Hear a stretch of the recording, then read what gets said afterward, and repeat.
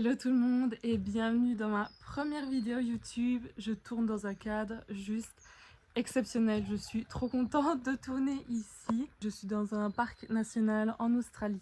Donc bienvenue sur ma chaîne à tout le monde et c'est parti pour les présentations. Je m'appelle Valéria, j'ai 27 ans, je suis diététicienne et le nom de ma chaîne c'est Le Journal de Val parce que j'ai décidé de vous emmener aujourd'hui avec moi dans mon journal intime, mon carnet de vie. Je suis en train de tourner cette vidéo à 16 000 km de chez moi. De base j'habite en Belgique mais je suis en Australie depuis 11 mois maintenant. Je viens de recevoir mon visa pour rester une deuxième année ici. Je me suis lancée un petit challenge cette année, c'est de tourner des vidéos et de partager mon quotidien sur YouTube. De base, j'ai toujours adoré écrire, j'ai des dizaines et des dizaines de carnets depuis mon enfance qui traînent chez moi, dans lesquels je collecte les moments les plus importants de ma vie. Aujourd'hui, j'ai décidé de sortir un petit peu de ma zone de confort et à la place d'écrire tout ça dans mes petits carnets, j'ai décidé de vous partager tout ça à travers mes vidéos. On va un petit peu revenir en arrière maintenant pour que je vous explique comment est-ce que je me suis retrouvée ici en Australie. Le 20 septembre 2023, je décide de quitter la Belgique, je décide de tout plaquer pour réaliser mon plus grand rêve. Donc c'était de partir à l'autre bout de la terre avec mon copain. On prend un aller sans retour et depuis ma vie a complètement changé. Mes plans ont été complètement chamboulés, complètement bousculés parce que de base j'avais commencé des études de diététique en septembre 2017 pour pouvoir ensuite ouvrir un cabinet. C'était vraiment mon rêve ultime. J'ai toujours été passionnée par la cuisine, la nutrition, le sport, l'alimentation en général. Après 4 ans d'études en septembre 2021, j'ai enfin été diplômée en tant que diététicienne. Je commence du coup à ce moment-là à travailler pour 4 magasins bio, enfin une chaîne de magasins bio pour lesquels je cuisine. Je cuisinais des bowls de différentes cultures, des pâtisseries. En plus de mon temps plein au travail, je vends également des pâtisseries et des gâteaux, ce qui me prend énormément de temps. Je me retrouve avec un temps plein, parfois à faire plus de 40 heures semaine et à faire des gâteaux en rentrant chez moi. Je ne dors pas beaucoup pendant plusieurs mois. Je pense que je dors 2-3 heures par nuit parce que en fait, je quitte une cuisine après mon travail pour retrouver une autre cuisine le soir et faire des pâtisseries la nuit. Mais la passion passe avant tout et j'étais très contente de pouvoir combiner mes deux passions, la pâtisserie et la cuisine. Les mois s'enchaînent comme ça et mon envie de cabinet augmente de jour en jour. À ce moment-là, je rencontre mon copain Tom qui lui a une énorme envie de voyager. Et moi à ce moment-là, le voyage, j'adore ça, mais c'est vrai que tout claquer pour voyager, ça ne me ressemble pas. Pour ceux qui s'y connaissent un peu en astro, je suis Capricorne, donc autant vous dire que le travail, c'est ma motivation dans la vie. J'avais enfin un travail, je venais enfin d'être diplômée. Franchement, me dire je quitte tout pour le voyage, c'était inconcevable dans ma tête. Ensuite, les mois passent et mon épanouissement au travail, malheureusement, s'en va petit à petit. Je travaille la nuit pour faire des gâteaux. J'ai pas vraiment de moment de repos. Je mets un petit peu ma vie sociale en pause. Je vois toujours mes amis, mais j'ai l'impression vraiment de perdre du temps juste à travailler tout le temps et à pas penser à mon bien-être et pas à me consacrer du temps aussi pour d'autres passions que juste la cuisine et la pâtisserie, parce que quand on travaille beaucoup, on peut quand même être vite écœuré, même si on est passionné. Il y a un varan!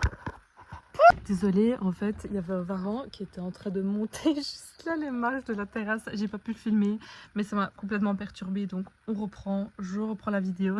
Donc je disais que mon épanouissement était de moins en moins présent. C'était également une année assez compliquée pour moi. J'ai été touchée par la maladie, pas personnellement, mais ma famille très proche. Et donc en fait, vivre une année où on est confronté à ça tout le temps dans notre quotidien, tous les jours, c'est assez compliqué. Ça change énormément la façon dont on voit la vie, dont on voit la santé. Et moi qui étais une grosse acharnée du travail, je vous avoue que là, ça m'a un petit peu remis les idées en place sur la vie, sur la santé, sur les choses essentielles et pas juste travailler jour et nuit. Après plus d'une année à travailler dans le magasin bio où je travaillais, la patronne a décidé de fermer la cuisine dans le magasin où j'étais. Donc c'était un magasin pas très loin de chez moi, dans lequel je me plaisais plutôt bien de base. Mais c'est vrai que voilà, avec les mois qui se sont enchaînés, la crise, c'était déjà très compliqué pour les magasins conventionnels. Mais autant vous dire que le bio, c'était un autre level. Financièrement, c'était très compliqué. Le magasin était à ça de la faillite. Il a fallu rebouger du personnel, fermer des secteurs entre guillemets. La patronne a décidé de fermer la cuisine où je travaillais et m'a proposé de changer de magasin. Je décide de refuser pour plusieurs raisons. J'adorais également travailler en fait dans ce magasin parce que je travaillais toute seule. J'étais toute seule en cuisine, ça me permettait de voilà, d'avoir mon petit moment où je gérais. Enfin, j'avais vraiment un petit semblant d'indépendance, donc ça c'était vraiment chouette. Et le fait de changer de magasin, déjà j'avais pas le permis à ce moment-là, donc partir à 40-50 minutes de chez moi en voiture, donc ça veut dire qu'en bus vraiment c'était très compliqué d'y accéder. J'ai décidé tout simplement de signer mon préavis le 25 janvier 2023 et de terminer l'aventure dans ce magasin. Donc je me retrouve un petit peu perdue. Deux options s'offrent à moi. Encore une fois, soit je décide de poursuivre mon rêve que je me suis toujours fixé dans ma tête et de me mettre indépendante dans un cabinet, soit je recherche un autre temps plein, que ce soit à l'hôpital, en maison de repos ou encore dans un autre magasin. Comme je vous avais expliqué, l'année qui venait de passer a été très dure. Je me rendais compte de beaucoup de choses et j'ai réellement eu un énorme déclic.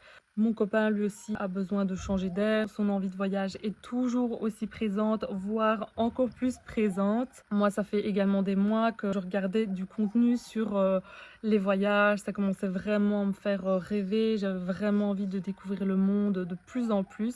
Je vous avoue quand même qu'à ce moment-là, pendant 2-3 jours, je me morfonds littéralement parce que j'ai l'impression que c'est la fin de ma vie, que je perds mon travail. En fait, voilà, je savais que je signais mon préavis, mais que je devais encore le prester pendant 2 mois. Je me sentais très mal, j'avais l'impression que c'était un échec. C'est très compliqué quand on est quelqu'un qui adore le travail. J'avais vraiment l'impression de tout rater. Mais au bout du 3e jour, je rentre chez moi et j'ai un réel déclic avec une phrase de quelqu'un que je côtoyais au travail. Ça a complètement changé ma vision de pensée. Une phrase, ça change une vie, vraiment. Je me rends au travail parce que, comme je vous ai dit, je devais rester 2 mois. Et en fait, au travail, je revois une collègue, donc c'était une étudiante. Je la voyais pas très souvent parce que elle a ses études sur le côté, donc elle venait à toutes les 2-3 semaines. Donc à des fois, nos horaires ne coïncidaient pas du tout, donc on ne se voyait pas. Et cette collègue-là avait pour projet de partir en Corée du Sud après ses études. On avait toujours l'habitude de parler de voyage quand on se voyait, mais voilà, je ne la voyais pas très souvent. Et ce jour-là, je lui apprends que je pars du travail, que l'aventure se termine pour moi. J'avais toujours été en admiration de son choix de vie. Je lui ai toujours dit que j'étais trop contente pour elle et que moi, j'en aurais jamais été capable. J'ai toujours admiré en fait les gens qui partaient tout seuls, qui partaient voyager, découvrir le monde. Et je me rendais toujours compte que moi, ça allait jamais être possible parce que j'étais trop passionnée par le travail en fait et que tout quitter, c'était pas quelque chose qui me ressemblait. Que la stabilité, c'est quelque chose que j'apprécie beaucoup et que sortir de ma zone de confort, c'est très compliqué pour moi. Mais à ce moment-là, elle me remet vraiment les idées en place et elle me dit: «Mais Val, attends, enfin là, c'est le moment en fait, c'est maintenant ou jamais, pars». Et c'est là que ça fait énormément écho à tout ce dont j'ai besoin à l'intérieur de moi, à tout ce que je ressens depuis ces mois où je me dis: «Mais en fait, c'est ça dont j'ai besoin et c'est pas grave si je mets mon rêve, d'indépendante, sur le côté pour le moment parce que voyager, c'est maintenant ou jamais». Je vivais encore chez mes parents, j'avais pas de maison, j'avais pas d'enfants, donc c'était vraiment maintenant ou jamais. Ça résonnait énormément en moi. Du coup, je rentre chez moi ce jour-là pleine d'ambition et j'annonce à mes parents que je pars en Australie. Comme ça, sur un coup de tête, je leur dis: «Écoutez, je pars». Eux ne me croyaient pas du tout parce que comme je vous dis, ça ne me ressemble pas du tout en fait de prendre des décisions comme ça sur des coups de tête, même si ça a quand même été mûrement réfléchi, on va dire, à plusieurs reprises, mais c'était quand même sur un coup de tête. Mes parents me croyaient pas du tout parce que c'était pas du tout mon truc, quoi. Sortir de ma zone de confort, mes parents ils se sont dit voilà, elle a fini ses études, petite vie pépère, elle va travailler. Mais j'étais quand même très très obstinée et je sentais vraiment que c'était la meilleure décision pour moi. Il y a quand même un petit détail dont je ne vous ai pas parlé parce que je vous ai dit que j'avais décidé de partir en Australie, que je l'avais annoncé à mes parents. Sauf qu'en fait, mon copain n'était pas encore au courant. Je savais qu'il fallait que je l'annonce à mon copain parce que moi j'allais dire à mes parents je pars avec mon copain, c'est bon, on part en Australie, ils me prenaient déjà pas au sérieux. Mais en fait, j'avais fourré mon copain dans l'histoire sans lui en avoir parlé encore. Il y a un jour où mon copain vient me chercher à la maison, je décide de lui annoncer, on était en voiture et c'est vrai que je suis quelqu'un qui a vraiment du mal à garder les choses pour elle. J'ai l'impression qu'à ce moment-là, le mot Australie était écrit en grand sur mon front, mais il a rien du tout cramé, il a rien du tout compris. Je lui ai dit que j'avais une question à lui poser et il croyait qu'on allait chercher une glace, que je lui demandais d'aller me chercher une glace, vraiment rien à voir, il n'y était pas du tout. Donc je lui pose la question ultime et je lui dis est-ce que ça te dirait de partir en Australie avec moi? J'ai l'impression que c'est maintenant ou jamais.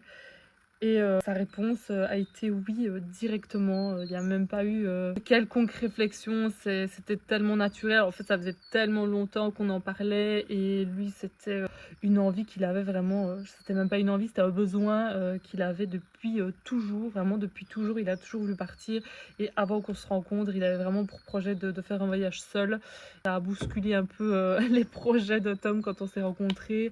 Mais l'idée avait un petit peu mûri dans ma tête aussi. Et c'était le meilleur moment pour nous de partir. La décision a été super facile, c'était super naturel, on s'est dit oui et c'était parti. Je savais qu'on s'engageait mutuellement l'un auprès de l'autre dans cette décision, qu'il n'y avait pas vraiment moyen de revenir en arrière parce qu'on s'était chauffés tous les deux à partir, donc c'était juste la suite logique, c'était de partir, de faire toutes nos démarches administratives, d'avoir notre visa et de planifier le voyage. On prend donc nos vols aller sans retour parce qu'on savait qu'on partait minimum une année.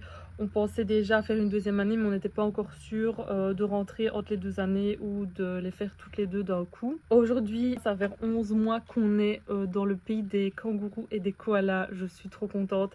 J'ai jamais été aussi heureuse de ma vie. On n'a vraiment jamais été aussi épanouie. C'était la meilleure décision de notre vie. On vit dans notre 4x4 et on dort à la Belle Étoile depuis le début de notre voyage. On a une tente sur notre voiture qui s'ouvre pour qu'on puisse dormir dedans. C'est un mode de vie un peu spécial, très minimaliste, mais qui permet tellement de se reconnecter à soi. Autant vous dire que moi qui étais complètement dans ma petite stabilité, dans ma petite routine de vie, je me rends compte que j'avais vraiment besoin de ça, je me rends compte que j'avais vraiment besoin de vivre des expériences, que j'avais besoin de me surpasser autrement que juste au travail. J'avais vraiment besoin de vivre des réelles aventures, de dormir n'importe où, d'avoir plus trop de confort et vraiment de revenir un petit peu à des choses très basiques et très minimalistes. En Australie, nous avons travaillé dans différents domaines, comme dans une compagnie de vin dans le sud de l'Australie. On a travaillé dans un restaurant gastronomique, on a pu participer à des mariages, des conférences, des anniversaires. On a également travaillé dans l'usine de vin, on a fait du cleaning dans des hôtels et dernièrement, on a travaillé dans une ferme d'ananas. Quelle expérience! C'était un enfer, je vais pas vous le cacher. C'était une expérience très très enrichissante, mais vraiment on était au bout de notre vie. On devait valider 88 jours de travail en ferme pour pouvoir avoir un second visa en Australie. Donc on a travaillé plus de 4 mois et demi en ferme. Donc je peux peut-être vous faire une vidéo aussi sur le travail en ferme d'ananas en Australie. C'était très très dur, je vais pas vous le cacher, ça nous a complètement retourné. C'était vraiment physiquement très très dur, mentalement et psychologiquement très très très très dur. Et on a pu y croiser toutes sortes d'animaux, que ce soit les plus mignons comme les plus dangereux animaux qu'on peut s'imaginer en pensant à l'Australie. Il y a le varan, il faut que je monte, il y a le varan. Je pense pas que vous allez le voir, mais il vient juste de monter ici à l'arbre et il est juste derrière l'arbre, mais je ne peux pas y accéder, ce n'est pas possible, mais il est juste là derrière.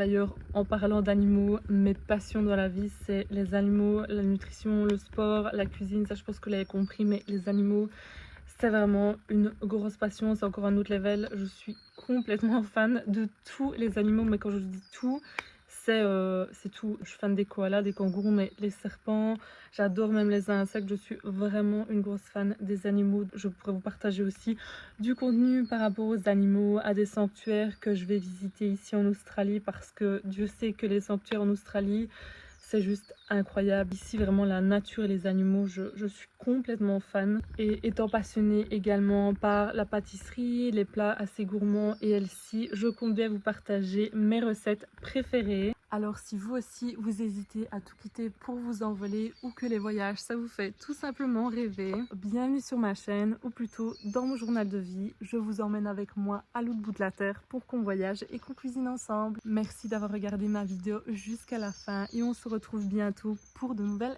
aventures.